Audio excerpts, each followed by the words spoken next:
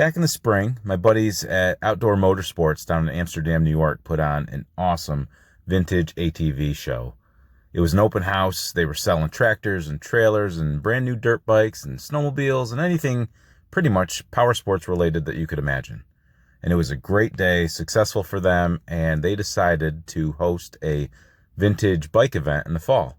So they got planning, and they put together an amazing event last weekend, September 28th, again, held at the dealership. There were food trucks and vendors. They raffled off a CRF 110.